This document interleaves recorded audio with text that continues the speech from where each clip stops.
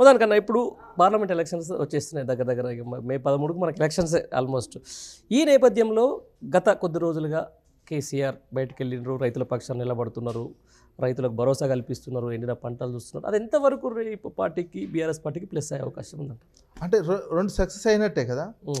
ప్రతిపక్ష పార్టీ ఇన్ని రోజులు పంటలు ఎండిపోతున్నటువంటి దశలో కేసీఆర్ గారు బయటికి వెళ్ళి తుంగతుర్తికి, నల్గొండ, సూర్యాపేట జిల్లాలు పర్యటించినటువంటి సందర్భంలో కేసీఆర్ పోతున్నటువంటి సమయంలో నీళ్ళు వదిలారు. కాళేశ్వరంకి సంబంధించినటువంటి నీళ్లు వదలడం జరిగింది. నెక్స్ట్ కరీంనగర్ పోయిన తర్వాత అక్కడ యాక్షన్ ప్లాన్ ఒకటి ప్రకటించారు. మీరు కనుక కాళేశ్వరం రిపేర్ చేయకపోతే మేము 50,000 మందితో ముట్టడించి మేమే మోటార్ లాంచ్ చేస్తాము త్వరలో అనేసరికి ప్రభుత్వం రివ్యూ చేసి నిన్న రిపేర్లు చేయడానికి కావలసినటువంటి ఏర్పాట్లు చేసుకుంటుంది. కాంట్రాక్టర్ సంస్థతో మాట్లాడుతుంది. దానికి ఒక 500-600 కోట్ల ఖర్చు అవుతుంది. దానికి సంబంధించిన నిర్ణయం తీసుకుంటాము.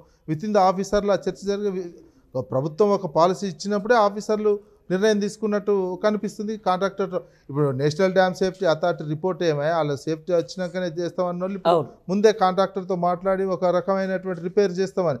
అంటే ప్రతిపక్ష పాత్రలో ఉన్నటువంటి కేసీఆర్ గారు బయటికి వెళ్ళిన 2 అంశాలు పోరాటానికి ఒక ఉద్యమ కార్యాచరణ తీసుకొని ప్రజల దగ్గర పంటలు ఎండిపోతున్నటువంటి దాంట్లో కేసీఆర్ గారు వెళ్ళే వెంటనే నీళ్లు విడుదల చేసింది ప్రభుత్వం.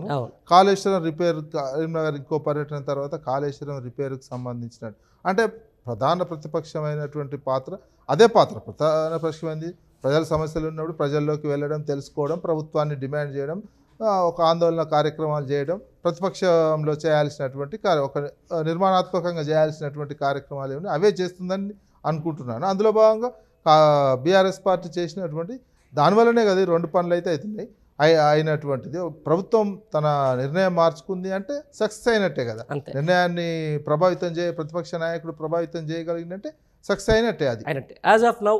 అంటే మొత్తం దాదాపు ఇప్పుడు ఏంటంటే ప్రభుత్వం మార్పిడికి ఈరోజు కాంగ్రెస్ గవర్నమెంట్ రావడానికి దగ్గర దగ్గర 28 లక్షల మంది, అంటే 1.8 అంతే కదా, 1.7 ఒక 28 lakhs సంబంధించిన. ఈ మధ్యకాలంలో ఈ ప్రభుత్వం చేసినటువంటి ఏదైతే ఈ దాష్టికాలు మనం చూసినాం, ఈ తర్వాత ఈ నీటి పరిస్థితులు, కరెంటు పరిస్థితులు, తర్వాత తాగునీటి పరిస్థితులు ఇవన్నీ చూసిన తర్వాత కొంచెం నేను ఎందుకు అనుకున్నా యాజ్ బర్ నౌ కొంచెం అధికార కాంగ్రెస్ పార్టీకి గడ్డు కాలమే రానున్న ఏదైతే ఎంపీ ఎలక్షన్లో అని చెప్పేసి నాకు అనిపిస్తుంది. మీ ప్రెడిక్షన్ ఎట్లుందన్న? ఇబ్బందికరమైనట్టు గడ్డకాలం అంటే కూడా కాంగ్రెస్ పార్టీ ఇబ్బంది. అసెంబ్లీ ఎన్నికలంత స్మూత్గా పార్లమెంట్ ఎన్నికలు ఫేస్ చేయలేకపోతుంది. పార్టీలో సమస్యలు కావచ్చు, పార్టీలో అన్ని చోట్ల పార్టీలో సమస్యలు వస్తున్నాయి. వేరే పార్టీ నుంచి చేరడంతో అక్కడ క్యాడర్ ఒప్పుకోవట్లేదు. గాంధీ భవన్లో ధర్నాలు చేసిర్రు. జనగాం లాంటి దేవరొప్పల మండలాధ్యక్షునికి సంబంధించినటువంటి ఎమ్మెల్యేకి వ్యతిరేకంగా ధర్నా, చాలా చోట్ల కడియం శ్రీఆర్కి వ్యతిరేకంగా ధర్నా చేస్తారు. కడియం శ్రీఆర్ వెళ్ళిపోవాల్సినటువంటి పరిస్థితి వచ్చింది. మొత్తం మీద ఆ స్మూత్నెస్ అయితే లేదు.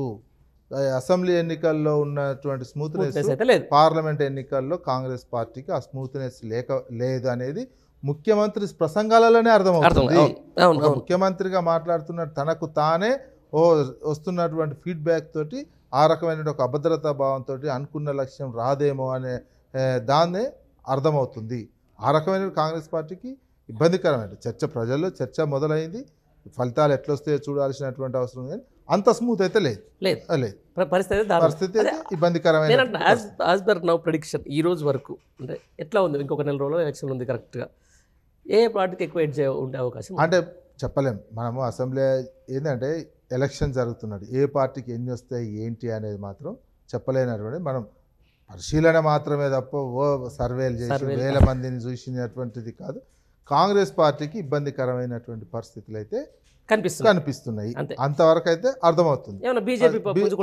బీజేపీ ఎన్ని వస్తాయి, బీజేపీకి ఎంత పుంజుకుంది, బీఆర్ఎస్ ఎంత పుంజుకుంది అనేది టోటల్గా సంఖ్య మనకి కౌంటింగ్ అయ్యి ఎలక్షన్ అయ్యి కౌంటింగ్ అయ్యి ఇంకా నీకెందుకు ఈ 4 రోజులు ఇంకా చాలా పరిణామాలు జరుగుతాయి.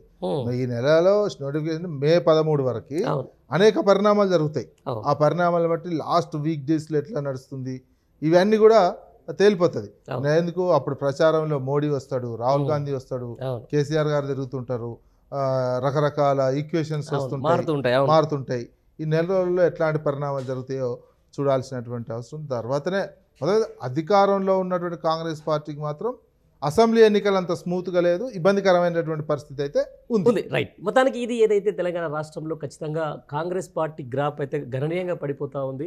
రానున్న పార్లమెంట్ ఎన్నికల్లో ఆ పార్టీకి గడ్డు కాలమే. ఒకవేళ అదే జరిగితే మాత్రం ప్రస్తుతం ఉన్న ముఖ్యమంత్రి బిచాన్ ఎత్తేయడం కూడా దాదాపుగా ఖాయమే అని చెప్పేసి కూడా సీనియర్ పొలిటికల్ ఎనలిస్ట్ అలాగే సీనియర్ జర్నలిస్ట్ విజయ్ గారు చెప్తున్నటువంటి మాట. Thank you.